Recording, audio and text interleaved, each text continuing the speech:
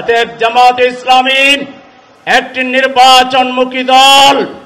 জামাত ইসলামী জনগণের ম্যান্ডেটে বিশ্বাস করে, কিন্তু জামাত ইসলামী আমি এবং দামির নির্বাচনে বিশ্বাস করে না। জামাত ইসলামী যেন তেন কোনো নির্বাচনে বিশ্বাস করে না।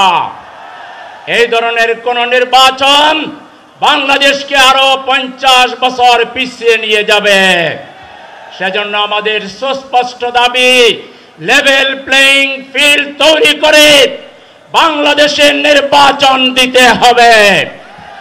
পুলিশে সংস্কার করতে হবে, জনপ্রশাসনের সংস্কার করতে হবে, নির্বাচন কমিশনকে সংস্কার করে শক্তিশালী করতে হবে। জামাত ইসলামী এদেশের একমাত্র রাজনৈতিক দল, ইউনিট থেকে আমির পর্যন্ত প্রতিটি বছর, প্রতি 3 বছর পর পর জামাত ইসলামী তার আভ্যন্তরীণ নির্বাচনের মাধ্যমে নিয়মতান্ত্রিক এবং গণতান্ত্রিক ধারাকে এগিয়ে নিয়ে যাচ্ছে একটি সুশৃঙ্খল রাজনৈতিক আদর্শবাদী দল হিসাবে। সুতরাং জামাত ইসলামী নির্বাচনকে ভয় পায় না।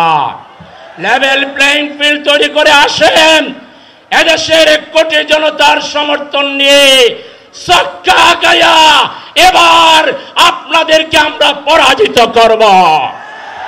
কিন্তু নির্বাচনে যদি কোন ধরনের পক্ষপাতিত্বের চেষ্টা করা হয়, জুলাই বিপ্লবীরা এর প্রতিশোধ নেবে। আমরা অবশ্যই লেভেল প্লেইং ফিল্ড ছাড়া বাংলাদেশে কোন নির্বাচন এদেশের জনগণ মেনে নেবে না। তাই একটি সুষ্ঠু, সুন্দর, আন্তর্জাতিক মানের নির্বাচন প্রতিটি দেশ যার স্বীকৃতি দিবে।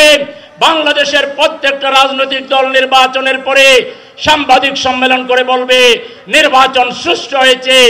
এরকম একটি আন্তর্জাতিক মানের নির্বাচন দেওয়ার জন্য আন্তর্জাতিক ব্যক্তিত্ব প্রফেসর ডক্টর ইউনূস সাহেবের প্রতি দেশবাসী আশা করে তিনি সেই আশা পূরণ করবেন, সেই প্রত্যাশা ব্যক্ত করে সবাইকে ধন্যবাদ জানিয়ে আমার কথা শেষ করছি। আল্লাহ হাফেজ।